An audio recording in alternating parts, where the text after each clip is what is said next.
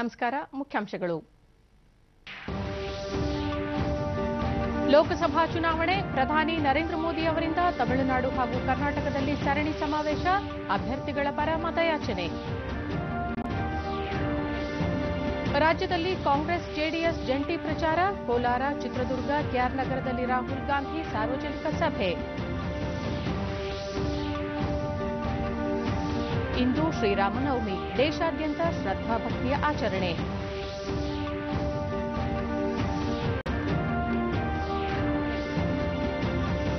ರಾಜ್ಯದ ಹಲವೆಡೆ ಮತದಾನ ಜಾಗೃತಿ, ಶೇಕಡಾವಾರು ಪ್ರಮಾಣ ಹೆಚ್ಚಳಕ್ಕೆ ವಿವಿಧ ಕಾರ್ಯಕ್ರಮ.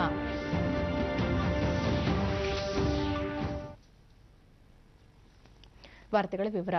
ಲೋಕಸಭಾ ಚುನಾವಣೆ ಹಿನ್ನೆಲೆ ಪ್ರಧಾನಿ ನರೇಂದ್ರ ಮೋದಿ ಇಂದು ಕೂಡ ತಮಿಳುನಾಡು ಮತ್ತು ಕರ್ನಾಟಕದಲ್ಲಿ ಸರಣಿ ಸಮಾವೇಶ ಹಮ್ಮಿಕೊಂಡಿದ್ದಾರೆ. ತಮಿಳುನಾಡಿನ ಥೇಣಿಯಲ್ಲಿಂದು ಬಿಜೆಪಿ ರ್ಯಾಲಿ ಉದ್ದೇಶಿಸಿ ಭಾಷಣ ಮಾಡಿದ ಪ್ರಧಾನಿ, ಭಾರತ ಇಂದು ಅತಿ ವೇಗದಲ್ಲಿ ಅಭಿವೃದ್ಧಿಯಾಗುತ್ತಿದ್ದು, ಈ ಬಗ್ಗೆ ದೇಶದ ಜನತೆ ಹೆಮ್ಮೆಯಿಂದಿದ್ದರೂ ಕಾಂಗ್ರೆಸ್ ಅಸಮಾಧಾನ ಹೊಂದಿದೆ. ಬದ್ಧ ವೈರತ್ವ ಹೊಂದಿದ್ದ ಕಾಂಗ್ರೆಸ್ ಮತ್ತು ಡಿಎಂಕೆ ಕೇವಲ ಅಧಿಕಾರಕ್ಕಾಗಿ ಇಂದು ಕೈಜೋಡಿಸಿವೆ ಎಂದು ಟೀಕಿಸಿದರು. ಮಹಾಗಠಬಂಧನದಲ್ಲಿರುವ ಪಕ್ಷಗಳು ರಾಹುಲ್ ಗಾಂಧಿ ನಾಯಕತ್ವವನ್ನು ಒಪ್ಪುತ್ತಿಲ್ಲ. ಅಲ್ಲಿನ ಎಲ್ಲಾ ನಾಯಕರು ಪ್ರಧಾನಿ ಆಕಾಂಕ್ಷಿಗಳಾಗಿದ್ದಾರೆ ಎಂದು ಪ್ರಧಾನಿ ಆರೋಪಿಸಿದರು. Congress, DMK and their Mahamilawati friends cannot accept this. That is why they are unhappy with me. Those who were sworn enemies have become together is an effort to hurting the people of Tamil Nadu. Those of you who recall 1979 will know how the Congress has humiliated the DMK. More recently, when the 2G scam happened, DMK leaders were criticizing the Congress. Despite such bitterness in the past, today the Congress and the DMK are together in an attempt to isolate the people. All the corrupt have ganged up in an attempt to defeat Modi. ಇದಲ್ಲದೆ ರಾಜ್ಯದ ಮಂಗಳೂರು ಮತ್ತು ಬೆಂಗಳೂರಿನಲ್ಲಿ ಪ್ರಧಾನಿ ನರೇಂದ್ರ ಮೋದಿ ಇಂದು BJP ಸಾರ್ವಜನಿಕ ಸಭೆ ಉದ್ದೇಶಿಸಿ ಮಾತನಾಡಲಿದ್ದಾರೆ. ಮೊದಲಿಗೆ ಮಂಗಳೂರಿನ ಕೇಂದ್ರ ಮೈದಾನದಲ್ಲಿ ನಡೆಯಲಿರುವ ಬಿಜೆಪಿಯ ವಿಜಯ ಸಂಕಲ್ಪ ರ್ಯಾಲಿಯಲ್ಲಿ ಪ್ರಧಾನಿ ಪಾಲ್ಗೊಳ್ಳಲಿದ್ದಾರೆ. ಇದಕ್ಕೆ ಸಕಲ ಸಿದ್ದತೆಗಳನ್ನು ಮಾಡಿಕೊಳ್ಳಲಾಗಿದೆ. ಬಿಗಿ ಬಂದೋಬಸ್ತ್ ಏರ್ಪಡಿಸಲಾಗಿದೆ. ಮಧ್ಯಾಹ್ನ 3:30ಕ್ಕೆ ಸಮಾವೇಶ ನಡೆಯಲಿದ್ದು, ಸಂಸದ ನಳಿನ್ ಕುಮಾರ್ ಕಟೀಲ್, ಶಾಸಕ ಸುನೀಲ್ ಕುಮಾರ್ ಸೇರಿದಂತೆ ಪ್ರಮುಖರು ನಿನ್ನೆ ಸಮಾವೇಶದ ವ್ಯವಸ್ಥೆ ಪರಿಶೀಲಿಸಿದರು.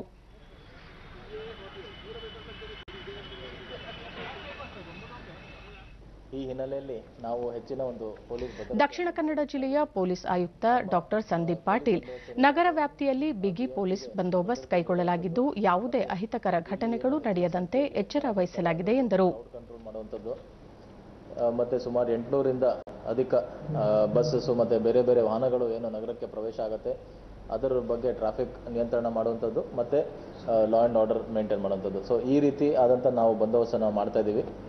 ದಕ್ಷಿಣ ಕನ್ನಡ ಉಡುಪಿ ಜಿಲ್ಲೆಯ ಸುನೀಲ್ ಕುಮಾರ್, ಪ್ರಧಾನಿ ನರೇಂದ್ರ ಮೋದಿ ವಿಜಯ ಸಂಕಲ್ಪ ಸಮಾವೇಶವನ್ನು ಉದ್ದೇಶಿಸಿ ಮಾತನಾಡಲಿದ್ದಾರೆ ಎಂದರು. ಜಿಲ್ಲೆಯಾದ್ಯಂತ ನಡೀತಾ ಇದೆ. ದಕ್ಷಿಣ ಕನ್ನಡ ಜಿಲ್ಲೆಯ 1861 ಬೂತ್ಗಳಿಂದ ಈ ರ್ಯಾಲಿಗೆ ಚೌಕಿದಾರರನ್ನ ಕರೆತರುವಂತ ಪ್ರಯತ್ನ ಅತ್ಯಂತ ಯಶಸ್ವಿಯಾಗಿ ನಾವು ನಡೆಸಿದ್ದೇವೆ. ನಮ್ಮ ನಿರೀಕ್ಷೆಯಂತೆ 1 ಲಕ್ಷಕ್ಕೂ ಹೆಚ್ಚು ಜನ ಈ ರ್ಯಾಲಿನಲ್ಲಿ ಭಾಗವಹಿಸುವಂತ ನಿರೀಕ್ಷೆಯನ್ನು ಇಟ್ಕೊಂಡಿದ್ದೇವೆ. ಮತ್ತೊಂದೆಡೆ ಬೆಂಗಳೂರಿನ ಅರಮನೆ ಮೈದಾನದಲ್ಲಿ ಸಂಜೆ ಬಿಜೆಪಿ ರ್ಯಾಲಿ ನಡೆಯಲಿದ್ದು, ಪ್ರಧಾನಿ ನರೇಂದ್ರ ಮೋದಿ ಭಾಗವಹಿಸಲಿದ್ದಾರೆ. ಇದಕ್ಕಾಗಿ ಸಕಲ ಸಿದ್ದತೆಗಳು ಪ್ರಗತಿಯಲ್ಲಿದ್ದು, ಬಿಜೆಪಿ ರಾಷ್ಟ್ರೀಯ ಪ್ರಧಾನ ಕಾರ್ಯದರ್ಶಿ ಪಿ ಮುರಳೀಧರ ರಾವ್, ಮುಖಂಡರಾದ ಆರ್ ಅಶೋಕ್, ಅರವಿಂದ ಲಿಂಬಾವಳಿ, ರಾಜ್ಯಸಭಾ ಸದಸ್ಯ ರಾಜೀವ್ ಚಂದ್ರಶೇಖರ್ ಮತ್ತಿತರರು ಸಮಾವೇಶದ ವ್ಯವಸ್ಥೆ ಪರಿಶೀಲಿಸಿದರು.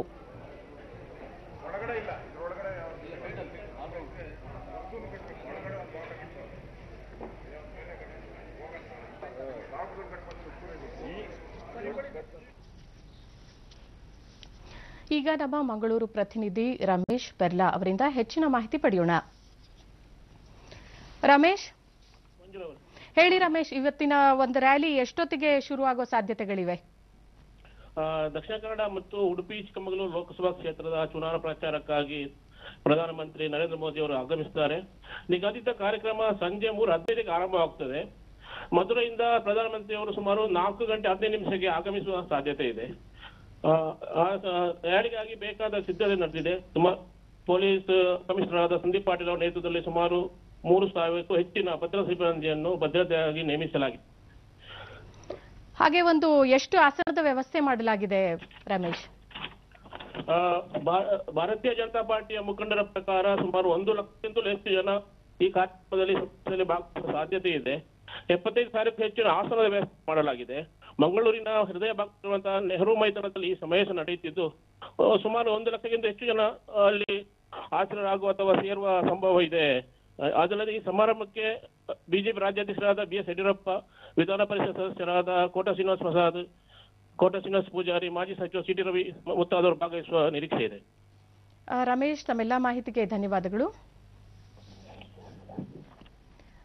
ಎಐಸಿಸಿ ಅಧ್ಯಕ್ಷ ರಾಹುಲ್ ಗಾಂಧಿ ರಾಜ್ಯದಲ್ಲಿಂದು ಕಾಂಗ್ರೆಸ್ ಜೆಡಿಎಸ್ ಜಂಟಿ ಸಾರ್ವಜನಿಕ ಸಭೆ ಉದ್ದೇಶಿಸಿ ಭಾಷಣ ಮಾಡಲಿದ್ದಾರೆ. ಮೊದಲಿಗೆ ಕೋಲಾರಕ್ಕೆ ಭೇಟಿ ನೀಡುತ್ತಿದ್ದು ಇನ್ನು ಕೆಲವೇ ಕ್ಷಣಗಳಲ್ಲಿ ರ್ಯಾಲಿ ಆರಂಭವಾಗಲಿದೆ.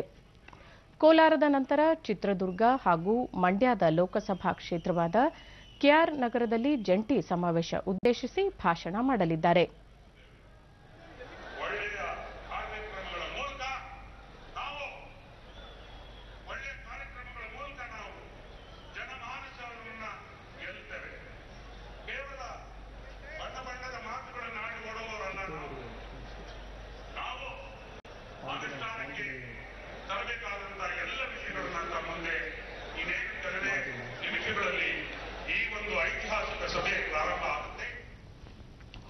ರ್ಯಾಲಿಯಲ್ಲಿ ಮುಖ್ಯಮಂತ್ರಿ ಕುಮಾರಸ್ವಾಮಿ, ಜೆಡಿಎಸ್ ವರಿಷ್ಠ ಎಚ್ಡಿ ದೇವೇಗೌಡ, ಕೆಪಿಸಿಸಿ ಅಧ್ಯಕ್ಷ ದಿನೇಶ್ ಗುಂಡೂರಾವ್, ಮಾಜಿ ಮುಖ್ಯಮಂತ್ರಿ ಸಿದ್ದರಾಮಯ್ಯ, ಮಲ್ಲಿಕಾರ್ಜುನ ಖರ್ಗೆ ಸೇರಿದಂತೆ ಹಲವು ನಾಯಕರು ಭಾಗಿಯಾಗುವ ನಿರೀಕ್ಷೆಯಿದೆ. ಶಿವಶಂಕರ್, ನನ್ನ ಧ್ವನಿ ಕೇಳಿಸ್ತಾ ಇದೆಯಾ?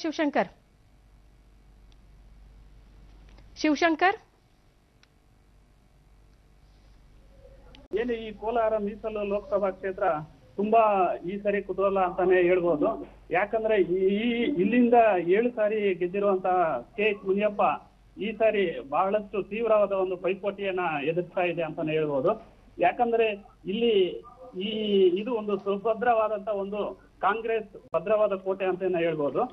ಆದ್ರೆ ಈ ಬಾರಿ ಈ ಚುನಾವಣೆ ಸಾಕಷ್ಟು ಒಂದು ತೀವ್ರವಾದಂತ ಕುತೂಹಲಗಳಿಂದ ಕೂಡಿದೆ. ಯಾಕಂದ್ರೆ JDS ಮತ್ತು ಕಾಂಗ್ರೆಸ್ ಮೈತ್ರಿ ಆಗಿರೋದ್ರಿಂದ ಇಲ್ಲಿ JDS ಮತ್ತು ಕಾಂಗ್ರೆಸ್ ಮತ ಬ್ಯಾಂಕ್ ಏನಿದೆ ಇದು ನಿಶ್ಚಯವಾಗಿ ಒಂದು KH ಮುನಿಯಪ್ಪನವರಿಗೆ ಒಲಿಸುತ್ತೆ ಅನ್ನೋದೊಂದು ನಿಶ್ಚಿತವಾದಂತ ಒಂದು ಇದಿದ್ದರೂ ಇಲ್ಲಿ ತೀವ್ರವಾದಂತ ಒಂದು ಪೈಪೋಟಿ ಬಿಜೆಪಿಯಿಂದ ಎದುರಾಗ್ತಾ ಇದೆ ಅಂತ ಹೇಳ್ಬೋದು. ಆದ್ರೆ ಇಲ್ಲಿ ಇನ್ನೊಂದು ವಿಷಯ ನಾವು ಮನಗಾಣಬೇಕಾಗಿರೋದು ಬಿಜೆಪಿ ಒಂದು ಹೊಸ ಮುಖ ಅಂತ ಹೇಳ್ಬೋದು. ಯಾಕಂದ್ರೆ ಈವರೆಗೂ ಇಲ್ಲಿ ಬಿಜೆಪಿ ಅಭ್ಯರ್ಥಿಗಳು ಏನೇ ಆದ್ರೂ ಒಂದು ಹೊಸದಾಗಿ ಇಲ್ಲಿನ ಒಂದು ಸ್ಥಳೀಯರು ಯಾರು ಇಲ್ಲ ಅನ್ನೋದು ಒಂದು ವಿಷಯವಾಗಿದೆ. ಅದೇ ರೀತಿಯಾಗಿ ಮೋದಿ ಅಲೆ ಸಾಕಷ್ಟು ಈಗ ಕೆಲಸ ಮಾಡ್ತಾ ಇದೆ.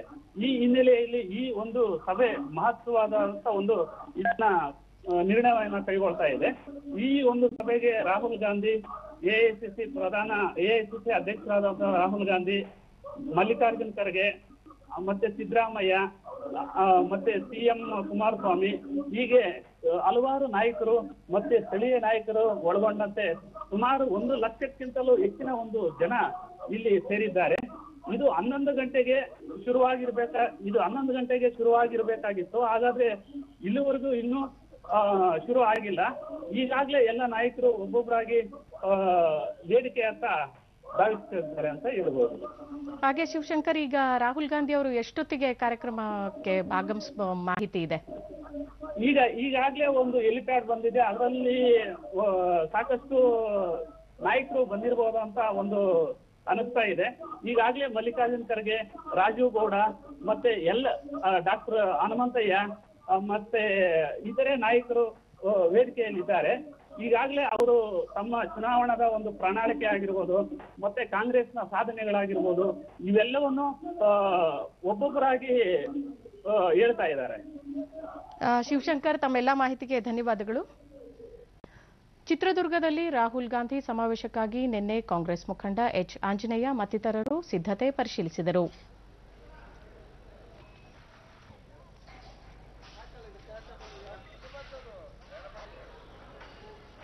ಈ ಒಂದು ಬಹಿರಂಗ ಸಭೆಗೆ ಬಳಿಕ ಆಂಜನೇಯ ಬೃಹತ್ ವೇದಿಕೆಯನ್ನು ನಿರ್ಮಿಸಲಾಗಿದ್ದು ಪಕ್ಷದ ಅಭ್ಯರ್ಥಿಗಳ ಪರ ರಾಹುಲ್ ಗಾಂಧಿ ಪ್ರಚಾರ ನಡೆಸಲಿದ್ದಾರೆ ಎಂದು ತಿಳಿಸಿದರು.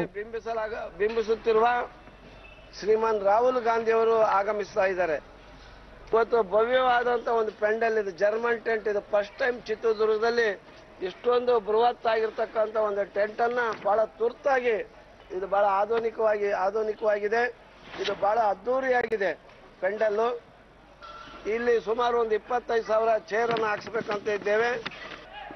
1 ಲಕ್ಷ ನಾವು ಸಂಘಟನೆ ಮಾಡ್ತಕ್ಕಂಥ ನಮ್ಮ ಕಾರ್ಯಕರ್ತರು ಸ್ವಯಂ ಆಗಿ ಬರಲಿಕ್ಕೆ ಇಡೀ ಪಾರ್ಲಿಮೆಂಟ್ ಕ್ಷೇತ್ರಾದ್ಯಂತ ಪಾವಗಡ.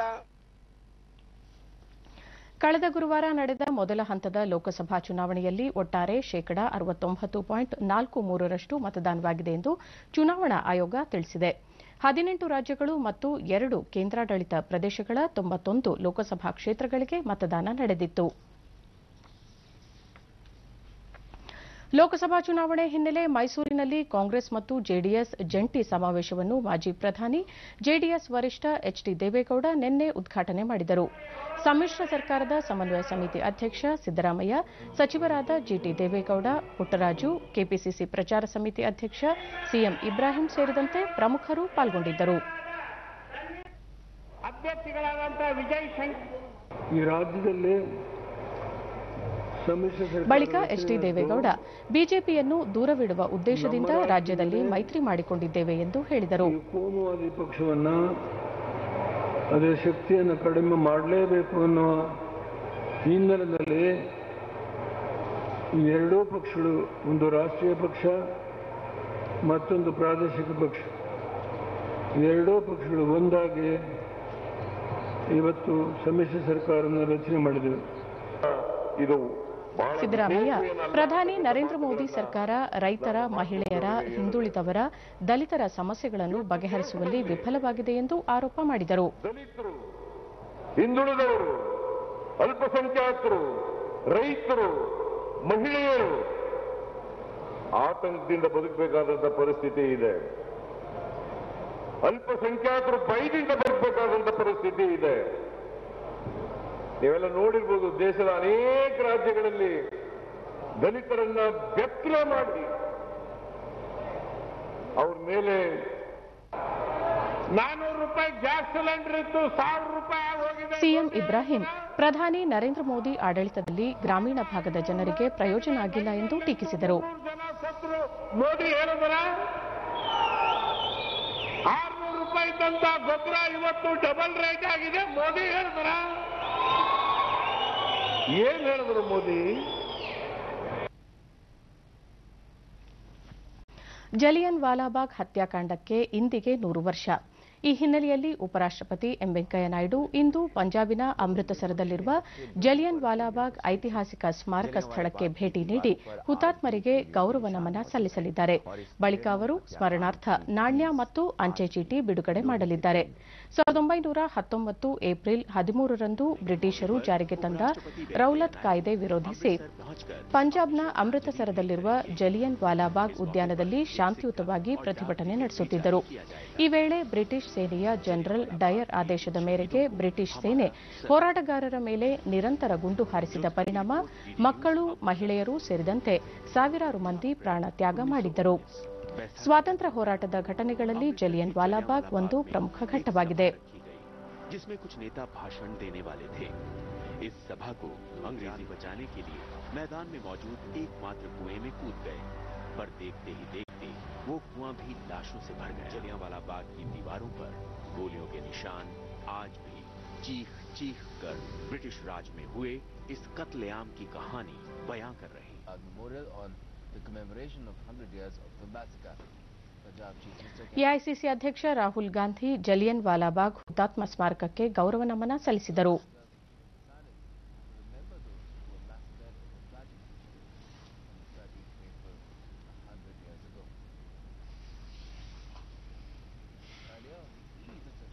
ಬ್ರಿಟಿಷ್ ಹೈಕಮಿಷನರ್ ಸಹ ಪುಷ್ಪನಮನ ಸಲ್ಲಿಸಿ ಸಂದರ್ಶಕರ ಪುಸ್ತಕದಲ್ಲಿ 100 ವರ್ಷಗಳ ಹಿಂದೆ ನಡೆದ ಹತ್ಯಾಕಾಂಡ ವಿಷಾದಕರ ಎಂದು ಬರೆದಿದ್ದಾರೆ.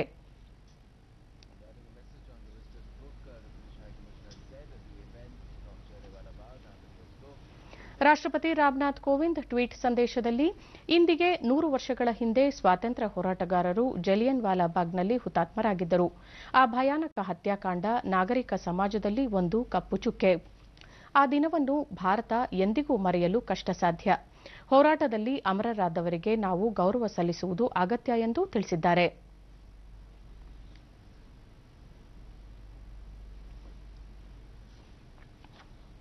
ಟ್ವೀಟ್ ಮೂಲಕ ಹುತಾತ್ಮರ ಬಲಿದಾನವನ್ನು ಸ್ಮರಿಸಿರುವ ಪ್ರಧಾನಿ, ಜಲಿಯನ್ ವಾಲಾಬಾಗ್ ಹತ್ಯಾಕಾಂಡದಲ್ಲಿ ಹುತಾತ್ಮರಾದವರ ಶೌರ್ಯ ಮತ್ತು ತ್ಯಾಗ ಮರೆಯಲಾಗದಂತಹದ್ದು.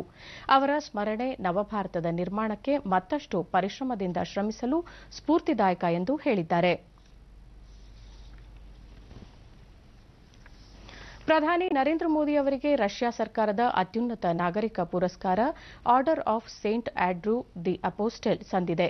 ಭಾರತ ಮತ್ತು ರಷ್ಯಾ ನಡುವಿನ ವಿಶೇಷ ವ್ಯೂಹಾತ್ಮಕ ಪಾಲುದಾರಿಕೆಯನ್ನು ಅತ್ಯುನ್ನತ ಮಟ್ಟಕ್ಕೆ ಕೊಂಡೊಯ್ಯುವಲ್ಲಿ ನರೇಂದ್ರ ಮೋದಿ ಅವರ ಅದ್ವಿತೀಯ ಕೊಡುಗೆಯನ್ನು ಪರಿಗಣಿಸಿ ಈ ಪರಮೋಚ್ಚ ಗೌರವ ನೀಡಲಾಗಿದೆ ಎಂದು ರಷ್ಯಾ ರಾಯಭಾರ ಕಚೇರಿ ತಿಳಿಸಿದೆ. ಕಳೆದ 3 ವರ್ಷಗಳಲ್ಲಿ ಪ್ರಧಾನಿ ಮೋದಿ ಅವರಿಗೆ ಸಂದಿರುವ 7ನೇ ಅಂತಾರಾಷ್ಟೀಯ ಪುರಸ್ಕಾರ ಇದಾಗಿದೆ. ಇಂದು ಮರ್ಯಾದಾ ಪುರುಷೋತ್ತಮ ಶ್ರೀರಾಮನವಮಿ. ಶ್ರೀರಾಮನವಮಿ ಅಂಗವಾಗಿ ದೇಶಾದ್ಯಂತ ರಾಮನ ಸ್ಮರಣೆ ನಡೆಯುತ್ತಿದ್ದು, ವಿವಿಧ ದೇವಾಲಯಗಳಲ್ಲಿ ವಿಶೇಷ ಪೂಜಾ ಕೈಂಕರ್ಯಗಳು ನಡೆಯುತ್ತಿವೆ. ವಿವಿಧ ಶ್ರೀರಾಮನ ದೇಗುಲಗಳಲ್ಲಿ ಭಕ್ತರು ಸರತಿ ದರ್ಶನ ಪಡೆಯುತ್ತಿದ್ದಾರೆ.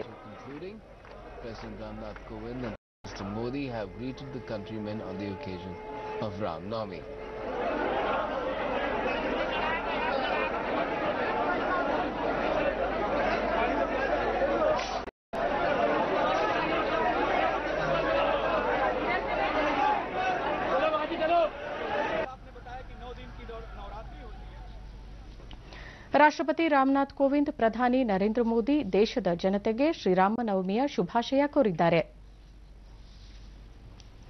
ಶ್ರೀರಾಮನ ಜನ್ಮದಿನದ ಅಂಗವಾಗಿ ಶ್ರೀರಾಮನವಮಿಯನ್ನು ಬೆಂಗಳೂರಿನಲ್ಲಿಂದು ಭಕ್ತಿ, ಶ್ರದ್ಧೆ, ಸಂಭ್ರಮದಿಂದ ಆಚರಿಸಿದರು. ರಾಜಾಜಿನಗರದ ಶ್ರೀರಾಮ ಮಂದಿರದಲ್ಲಿ ಪೂಜಾ ಕೈಂಕರ್ಯ ನಡೆದವು. ಶ್ರೀರಾಮ, ಸೀತಾ, ಲಕ್ಷ್ಮಣ ಹಾಗೂ ಆಂಜನೇಯ ಅವರ ವಿಗ್ರಹಗಳನ್ನು ಬಗೆ ಬಗೆಯ ಹೂವುಗಳಿಂದ ಅಲಂಕರಿಸಲಾಗಿತ್ತು.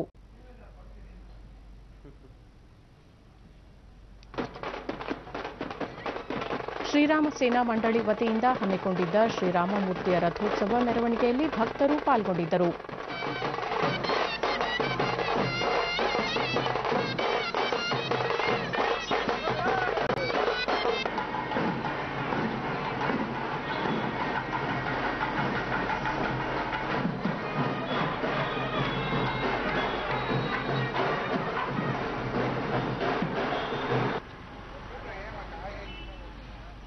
ಪಾನಕ, ಮಜ್ಜಿಗೆ ಸೇರಿದಂತೆ ಕೋಸಂಬರಿ ವಿತರಿಸಲಾಯಿತು.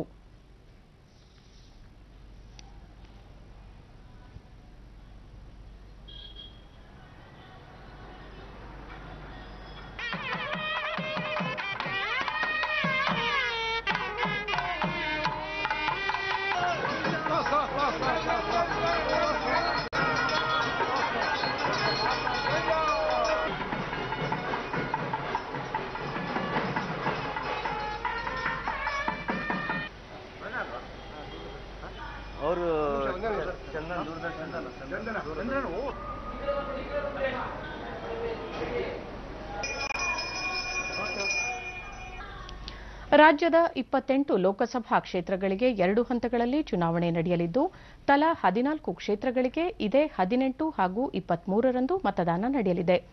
ರಾಜ್ಯದ 2ನೇ ಹಂತದಲ್ಲಿ ನಡೆಯುವ ಬಳ್ಳಾರಿ ಲೋಕಸಭಾ ಕ್ಷೇತ್ರದ ಕುರಿತು ಒಂದು ವರದಿ ಇಲ್ಲಿದೆ. ನಯನ ಮನೋಹರ ತುಂಗಭದ್ರಾ ಜಲಾಶಯ, ಪಾರಂಪರಿಕ ತಾಣ ಹಂಪಿಯ ಗತವೈಭವ ಸಾರುವ ಸ್ಮಾರಕಗಳು, ಕಮಲಾಪುರದ ಕಮಲ ಮಹಲ್, ಉಜ್ಜಂಗಿ ದುರ್ಗ, ದರೋಜಿ ಕರಡಿಧಾಮ, ಕುಡಿತಿನಿ ಉಷ್ಣ ವಿದ್ಯುತ್ ಸ್ಥಾವರಗಳನ್ನೊಳಗೊಂಡ ಗಡಿ ಜಿಲ್ಲೆ ಬಳ್ಳಾರಿ ಪರಿಶಿಷ್ಟ ಪಂಗಡಕ್ಕೆ ಮೀಸಲಾದ ಲೋಕಸಭಾ ಕ್ಷೇತ್ರ. ಗಣಿಗಾರಿಕೆಗೂ ಈ ಕ್ಷೇತ್ರ ಹೆಸರಾಗಿದೆ. ಕ್ಷೇತ್ರ ಪುನರ್ವಿಂಗಡಣೆಯ ಬಳಿಕ ಹಡಗಲಿ, ಹಗರಿಬೊಮ್ಮನಹಳ್ಳಿ, ವಿಜಯನಗರ, ಕಂಪ್ಲಿ, ಬಳ್ಳಾರಿ, ಬಳ್ಳಾರಿ ನಗರ, ಸಂಡೂರು ಮತ್ತು ಕೂಡ್ಲಿಗಿ ವಿಧಾನಸಭಾ ಕ್ಷೇತ್ರಗಳು ಬಳ್ಳಾರಿ ಲೋಕಸಭಾ ಕ್ಷೇತ್ರ ವ್ಯಾಪ್ತಿಗೆ ಸೇರಿವೆ. ಬಳ್ಳಾರಿ ರಾಜಕೀಯವಾಗಿಯೂ ಮಹತ್ವ ಪಡೆದಿದೆ. ಈ ಕ್ಷೇತ್ರದಿಂದ 1999ರಲ್ಲಿ ಕಾಂಗ್ರೆಸ್ ಅಧ್ಯಕ್ಷೆ ಸೋನಿಯಾ ಗಾಂಧಿ ಸ್ಪರ್ಧಿಸಿದ್ದರು. ಅವರಿಗೆ ಎದುರಾಗಿ ಬಿಜೆಪಿಯಿಂದ ಸುಷ್ಮಾ ಸ್ವರಾಜ್ ಕಣಕ್ಕಿಳಿದಿದ್ದರು. ಬಳ್ಳಾರಿ ಲೋಕಸಭಾ ಕ್ಷೇತ್ರವನ್ನು ಪ್ರಥಮ 3 ಚುನಾವಣೆಗಳಲ್ಲಿ ಕಾಂಗ್ರೆಸ್ನ ಟಿ ಸುಬ್ರಹ್ಮಣ್ಯಂ ಪ್ರತಿನಿಧಿಸಿದ್ದರೆ 1984ರಿಂದ 1991ರವರೆಗೆ 3 ಬಾರಿ ಕಾಂಗ್ರೆಸ್ನ ಬಸವರಾಜೇಶ್ವರಿ ಜಯ ಸಾಧಿಸಿದ್ದರು.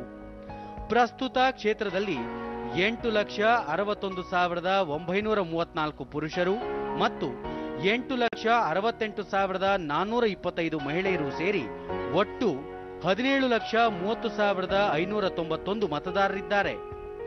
2014ರ ಚುನಾವಣೆಯಲ್ಲಿ ಕ್ಷೇತ್ರದಲ್ಲಿ 70.28% ಮತದಾನವಾಗಿತ್ತು. ಈ ಪೈಕಿ ಪ್ರತಿಶತ 72.21% ಪುರುಷರು ಮತ್ತು 68.32% ಮಹಿಳಾ ಮತದಾರರು ತಮ್ಮ ಹಕ್ಕು ಚಲಾಯಿಸಿದ್ದರು. ಬಿಜೆಪಿ ಅಭ್ಯರ್ಥಿ ಬಿ ಶ್ರೀರಾಮುಲು ಜಯ ಸಾಧಿಸಿದ್ದರು.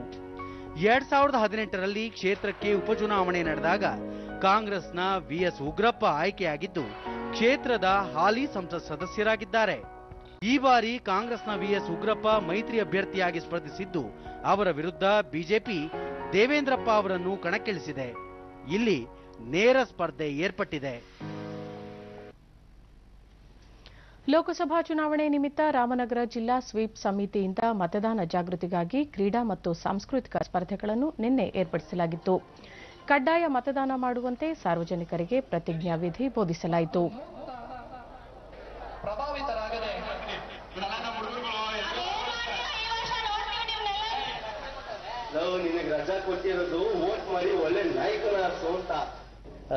ತದನಂತರ ಕಿರುನಾಟಕ, ಸಾಂಸ್ಕೃತಿಕ ಚಟುವಟಿಕೆಗಳ ಮೂಲಕ ಮತದಾನದ ಮಹತ್ವದ ಕುರಿತು ತಿಳಿಸಲಾಯಿತು. ಡಿಡಿ ನ್ಯೂಸ್ನೊಂದಿಗೆ ಜಿಲ್ಲಾ ಸ್ವೀಪ್ ಸಮಿತಿಯ ಮುಖ್ಯಸ್ಥ ಮುಲ್ಲೈ ಮುಹಿಲನ್ ಯುವ ಮತದಾರರಿಗೆ, ಹಿರಿಯ ನಾಗರಿಕರಿಗೆ, ವಿಶೇಷ ಚೇತನರಿಗೆ ಅರಿವು ಮೂಡಿಸಲು ವಿವಿಧ ಕಾರ್ಯಕ್ರಮಗಳನ್ನು ಏರ್ಪಡಿಸಲಾಗಿದೆ ಎಂದರು. ದಿವ್ಯಾಂಗ ವಿಭಾಗದ ಭಾರತೀಯ ಕ್ರಿಕೆಟ್ ತಂಡದ ಆಟಗಾರ ಪ್ರಕಾಶ್ ಜೈರಾಮ್ ಈ ಕ್ಷೇತ್ರದಲ್ಲಿ 100% ಮತದಾನವಾಗಬೇಕೆಂಬ ಉದ್ದೇಶದಿಂದ ಅರಿವು ಮೂಡಿಸಲಾಗುತ್ತಿದೆ ಎಂದರು. ಮತದಾನ ಆಗಲೇಬೇಕು ಅಂತ ನಾವು ಎಲ್ಲರನ್ನು ಕೇಳ್ಕೊಂಡು ಇಷ್ಟೊಂದು ಪ್ರೋಗ್ರಾಮ್ ಅಲ್ಲವೇ. ಮತ್ತೆ ಇನ್ನೊಂದೇನೆಂದರೆ ನಮಗೆ ದಾನದಲ್ಲಿ ಮುಖ್ಯ ದಾನ ಮತದಾನ. ಒಳ್ಳೆ ನಾಯಕ, ಒಂದು ಒಳ್ಳೆ ರಾಷ್ಟ್ರ ಕಟ್ಟಲು ನಮಗೆ ಒಂದು ಉತ್ತಮ ಅವಕಾಶ ಇದು.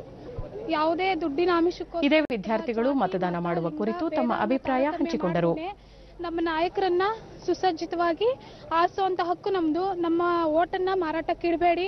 ಇದು ನಮ್ಮ ಹಕ್ಕು, ನಾವು ಚಲಾಯಿಸಲೇಬೇಕು. ಪ್ರಜಾಪ್ರಭುತ್ವ ಅಂದ್ರೆ ಪ್ರಜೆಗಳಿಂದ ಪ್ರಜೆಗಳಿಗಾಗಿ ಪ್ರಜೆಗಳಿಗೋಸ್ಕರ ಇರುವಂತಹ ಒಂದು ವ್ಯವಸ್ಥೆ. ಈ ಭಾರತದಲ್ಲಿ ಆಳಿಸಿಕೊಳ್ಳುವವರೇ ತಮ್ಮನ್ನು ಆಳುವ ಪ್ರಜಾಪ್ರತಿನಿಧಿಯನ್ನು ಆರಿಸಿಕೊಳ್ಳುವಂತಹ ವ್ಯವಸ್ಥೆ. ದುಡ್ಡಿಗೆ, ಹಣಕ್ಕೆ ಮಾರ್ಕೋಬಾರ್ದು. ಏಕೆಂದ್ರೆ ಇದು ನಮಗೆ ಹಕ್ಕನ್ನ ಯಾರಿಗೂ ಸಾಮಾನ್ಯ ಕೊಡಲ್ಲ. ಬರೀ ಭಾರತ ಆ ದೇಶದ ಪ್ರಜೆಗೆ ಮಾತ್ರ. ಬೇರೆ ದೇಶದವ್ರು ಬಂದು ಓಟ್ ಹಾಕ್ತೀನಿ ನಮ್ಗೆ ಹಕ್ಕು ಕೊಡಿ ಅಂದ್ರೆ ಕೊಡಲ್ಲ.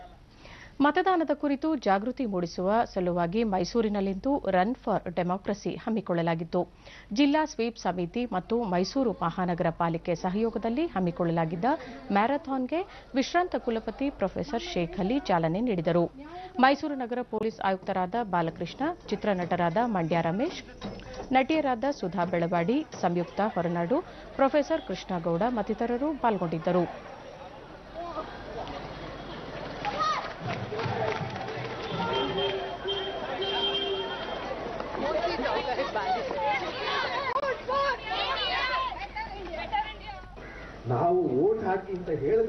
ಜಿಲ್ಲಾ ಸ್ವೀಪ್ ಸಮಿತಿ ಮುಖ್ಯಸ್ಥರಾದ ಕೆ ಜ್ಯೋತಿ ಮ್ಯಾರಥಾನ್ನಲ್ಲಿ ಭಾಗವಹಿಸಿದವರಿಗೆ ಚುನಾವಣಾ ಪ್ರತಿಜ್ಞಾವಿಧಿ ಬೋಧಿಸಿದರು. ನಾಗರಿಕರನ್ನ ಎಚ್ಚರಗೊಳಿಸದೇ ಇದ್ರೆ ಪ್ರಜಾಪ್ರಭುತ್ವ ಯಶಸ್ವಿ ಆಗಲ್ಲ. ಪ್ರೊಫೆಸರ್ ಕೃಷ್ಣೇಗೌಡ, ನಾವು ಉತ್ತಮ ಅಭ್ಯರ್ಥಿಯನ್ನು ಆಯ್ಕೆ ಮಾಡಲು ಪ್ರತಿಯೊಬ್ಬರೂ ಮತದಾನ ಮಾಡಬೇಕು, ಪ್ರಜಾಪ್ರಭುತ್ವ ವ್ಯವಸ್ಥೆ ಉಳಿಯಬೇಕು ಎಂದರು.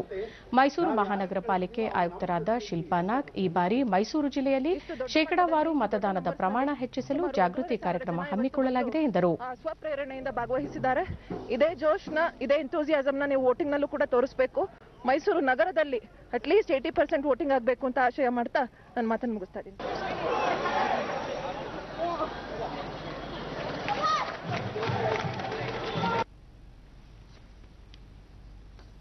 ಭಾರತ ಸರ್ಕಾರದ ವಾರ್ತಾ ಇಲಾಖೆ ಪಿಐಬಿ ಪ್ರಾದೇಶಿಕ ಜನಸಂಪರ್ಕ ಕಾರ್ಯಾಲಯ, ನೈಋತ್ಯ ರೈಲ್ವೆ ಹಾಗೂ ಬಿಬಿಎಂಪಿ ಸಹಯೋಗದಲ್ಲಿ ಬೆಂಗಳೂರಿನ ಕ್ರಾಂತಿವೀರ ಸಂಗೊಳ್ಳಿ ರಾಯಣ್ಣ ರೈಲು ನಿಲ್ದಾಣದಲ್ಲಿ ಏರ್ಪಡಿಸಿರುವ 3 ದಿನಗಳ ಮತದಾನ ಜಾಗೃತಿ ಕಾರ್ಯಕ್ರಮ ಹಾಗೂ ಛಾಯಾಚಿತ್ರ ಪ್ರದರ್ಶನಕ್ಕೆ ರಾಜ್ಯ ಮುಖ್ಯ ಚುನಾವಣಾಧಿಕಾರಿ ಸಂಜೀವ್ ಕುಮಾರ್ ಇಂದು ಚಾಲನೆ ನೀಡಿದರು.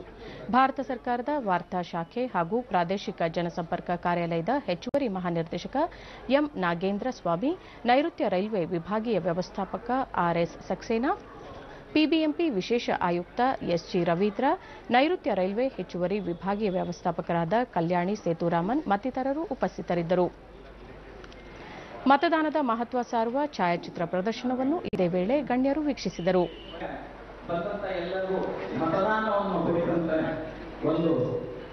ಕಾರ್ಯಕ್ರಮದಲ್ಲಿ ದೇಶದ ಮಹಾ ಉತ್ಸವ ಹಾಗೂ ಯೋಜನಾ ಸಂಚಿಕೆ ಬಿಡುಗಡೆ ಮಾಡಲಾಯಿತು. ಸಂಜೀವ್ ಕುಮಾರ್ ಮತದಾನದ ಪ್ರತಿಜ್ಞಾವಿಧಿ ಬೋಧಿಸಿದರು.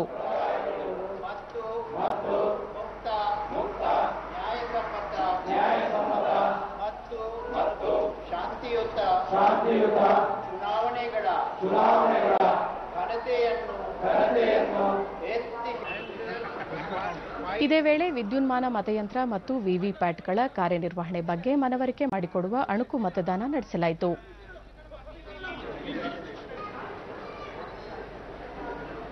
ಮತದಾನದ ಮಹತ್ವ ಸಾರುವ ಸಹಿ ಅಭಿಯಾನದಲ್ಲೂ ಗಣ್ಯರು ಪಾಲ್ಗೊಂಡು ತಮ್ಮ ಸಹಿ ದಾಖಲಿಸಿದರು.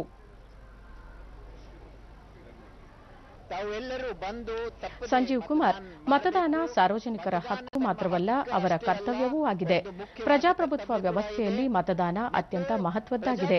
ಕಾನೂನು ರೂಪಿಸುವವರನ್ನು ಆಯ್ಕೆ ಮಾಡುವಾಗ ಯಾವುದೇ ಭಯ, ಆಸೆ, ಆಮಿಷಕ್ಕೊಳಗಾಗದೆ ಮತ ಚಲಾಯಿಸಬೇಕು ಎಂದರು. ತಮ್ಮ ಕ್ಷೇತ್ರದಲ್ಲಿ ಸ್ಪರ್ಧಿಸುತ್ತಿರುವ ಅಭ್ಯರ್ಥಿಯ ಸಂಪೂರ್ಣ ವಿವರಗಳು ಚುನಾವಣಾ ಆಯೋಗದ ಜಾಲತಾಣದಲ್ಲೂ ಲಭ್ಯವಿವೆ.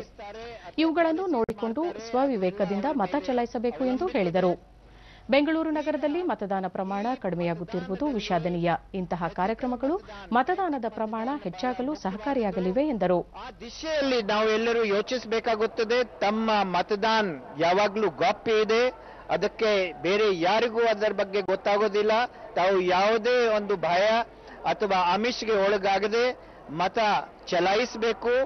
ಮತ್ತು ಈ ತಮ್ಮೆಲ್ಲರಿಗೂ ಗೊತ್ತಿದ್ದ ವಿಷಯ, ನಮ್ಮ ವೆಬ್ಸೈಟ್ದಲ್ಲಿ ಸಿಇಒ ಕರ್ನಾಟಕ ಅಥವಾ ಎಲೆಕ್ಷನ್ ಕಮಿಷನ್ ಆಫ್ ಇಂಡಿಯಾ ವೆಬ್ಸೈಟ್ದಲ್ಲಿ ಹೋದರೆ ತಮ್ಮ ಕಾನ್ಸ್ಟಿಟ್ಯೂನ್ಸಿದಲ್ಲಿ ಎಷ್ಟು ಕ್ಯಾಂಡಿಡೇಟ್ಸ್ಗಳು ಇದ್ದಾರೆ, ಅವರದ್ದು ಏನು ಹಿನ್ನೆಲೆಗಳಿವೆ ಅದು ತಾವು ನೋಡಬಹುದು.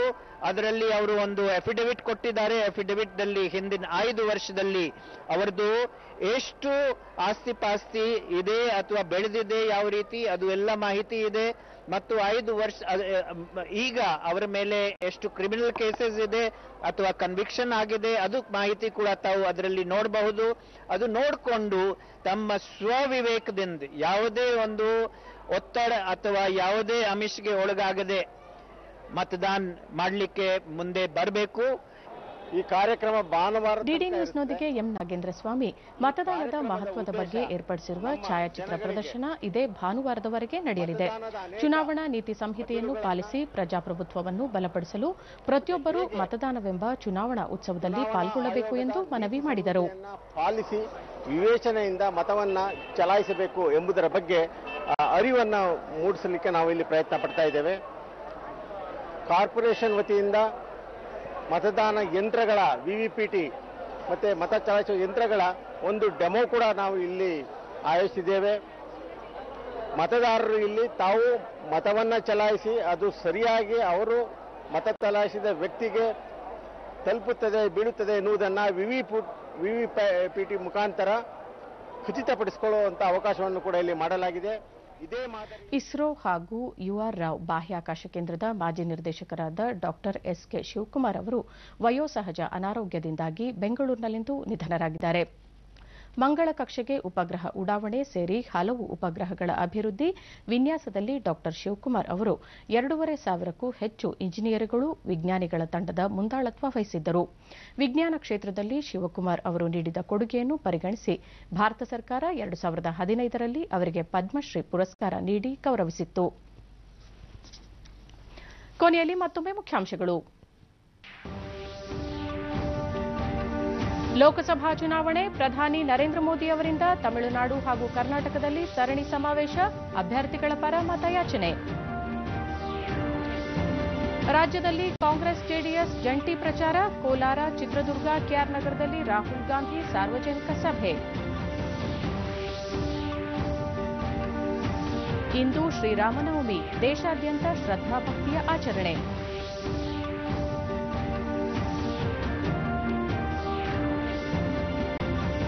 ರಾಜ್ಯದ ಹಲವೆಡೆ ಮತದಾನ ಜಾಗೃತಿ, ಶೇಕಡಾವಾರು ಪ್ರಮಾಣ ಹೆಚ್ಚಳಕ್ಕೆ ವಿವಿಧ ಕಾರ್ಯಕ್ರಮ.